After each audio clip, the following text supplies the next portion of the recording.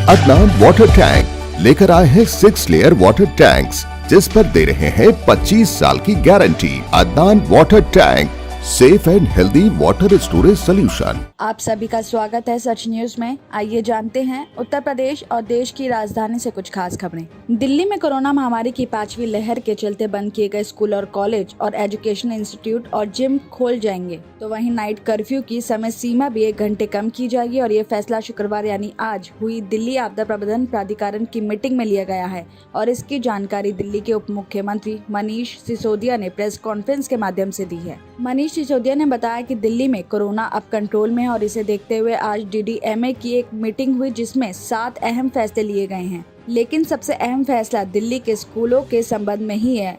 7 फरवरी से 9 से 12 तक के स्कूल खुलेंगे और धीरे धीरे अब कोविड केस भी कम हो गए हैं और 9 से 12 तक के बच्चों के वैक्सीनेशन में भी काफी बढ़ोतरी हुई है। और ऐसे में अभी तो फिजिकल और ऑनलाइन क्लास दोनों चलेंगे, लेकिन अब समय आ गया है कि हम धीरे धीरे उस और बढ़ेंगे कि जब सिर्फ फिजिकल क्लासेस ही चलेंगी, ऑनलाइन की जरूरत ही नहीं पड़ेगी।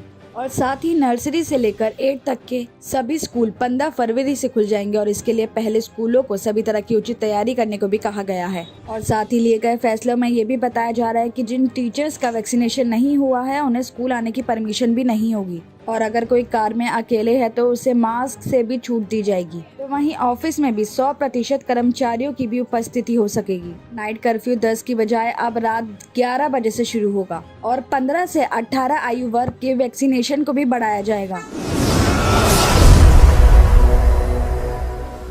उत्तर पश्चिम भारत में सक्रिय हुए पश्चिमी विक्षोभ की वजह से फरवरी के पहले हफ्ते में ही सर्दी ने नया रिकॉर्ड बनाया है। तो दिन भर बादल और कोहरा छाए रहने की वजह से भी अधिकतम पारा सामान्य से 8 डिग्री सेल्सियस लुढ़क कर 14.4 पर पहुंच गया और इससे बृहस्पतिवार का दिन बीते 19 साल में सबसे सर्द रिकॉर्ड किया गया है। इससे पहले 1 फरवरी 2003 को अधिकतम पारा 14.3 डिग्री सेल्सियस तक लुढ़का था। तो वहीं 71 साल में यह चौथी बार है कि जब फरवरी में तापमान में इतनी ज्यादा गिरावट दर्ज की गई है।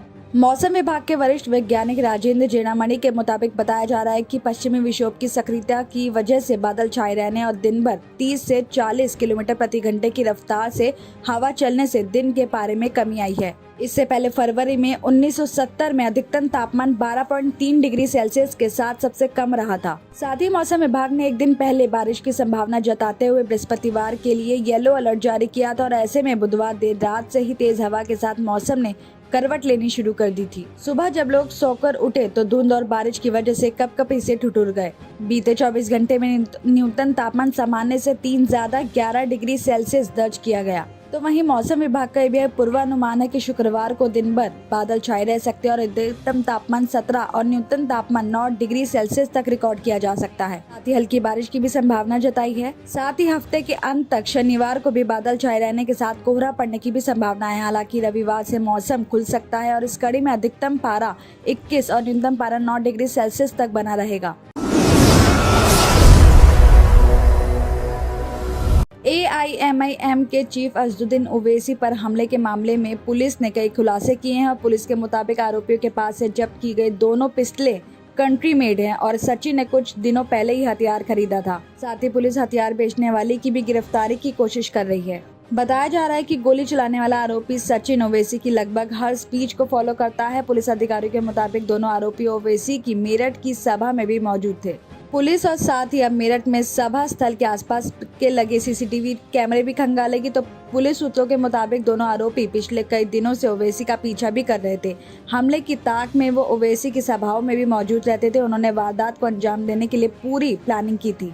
प्लान ये भी था कि फायरिंग के बाद दोनों भीड़ से बचने के लिए सीधा पुलिस स्टेशन चले जाएंगे, लेकिन ओवैसी के ड्राइवर के गाड़ी आगे बढ़ा लेने की वजह से ये प्लान भी फेल हो गया। आरोपी सचिन ने पूछताछ में भी बताया कि वो ओवैसी और उसके भाई की स्पीड से बेहद नाराज था। दोनों आरोपियों को लगता है कि ओवैसी भाई उनकी आस्था के साथ खिलवाड़ कर रहे हैं। तो दोनों आरोपियों से पूछताछ करने वाले अधिकारी ने भी बताया कि दोनों वैचारिक तौर पर बेहद कट्टर हैं। बताया जा रहा है कि ओवैसी पर हुए हमले के विरोध में पार्टी के सदस्य देश भर में शुक्रवार यानी आज शांतिपूर्ण विरोध प्रदर्शन भी करेंगे और इस दौरान DM या आयुक्त को ज्ञापन दे पर असदुद्दीन ओवैसी पर हमलों की जाँच की मांग भी की जाएगी। तो वहीं औरंगाबाद से AIMIM सांसद इम्तियाज जलील ने उत्तर प्रदेश में होने वाली ओवैसी की जनसभाओं के लिए सख्त सुरक्षा की भी मांग की है। खबर आ रही है कि अजदुद्दीन ओवैसी को अब केंद्र सरकार ने जेड कैटेगरी सुरक्षा देने का फैसला किया है। तो सूत्रों के मुताबिक केंद्र ने ओवैसी को जेड कैटेगरी सुरक्षा दी है, जिसमें सीआरपीएफ जवान होंगे। कि बता दें आपको कि केंद्र का ये फैसला यूपी में ओवैसी के काफिले पर हुई गोलीबारी के बाद लिया गया है। AIMIM प्रमुख ओवैसी के काफिले पर हापुड़ टोल प्लाजा पर गोलीबारी हुई थी। साथ ही बताया जा रहा है कि अजदुद्दीन ओवैसी को जेड कैटेगरी सिक्योरिटी में 22 सुरक्षा जवान मिलेंगे, जो हर दिन 24 घंटे उनके साथ रहेंगे और साथ ही उनके घर पर भी एक पर्सनल सिक्योरिटी ऑफिसर और सिक्योरिटी रहेगी। अजदुद्दीन ओवैसी ने हमले के बाद बातचीत में कहा था कि मैंने अपना राजनीतिक करियर 1994 से शुरू किया है और अब तक मैंने किसी तरह की कोई सुरक्षा नहीं ली है। मुझे ये पसंद भी नहीं है और मेरी जान की हिफाजत करना सरकार की जिम्मेदारी है। मैं भविष्य में भी कभी सुरक्षा नहीं लूंगा। जब मेरा वक्त आएगा तब चला जाऊंगा। दिल्ली और उत्तर प्रदेश की खबरों में आज इतना ही। बाकी देश भर की और तमाम खबरें जानने के लिए देखते रहिए सच न्यूज़। अब आपको गुर्दे में और पित्ते में पथरी यानी किडनी स्टोन या गैल ब्लैडर स्टोन होने पर नहीं है घबराने की ज़रूरत।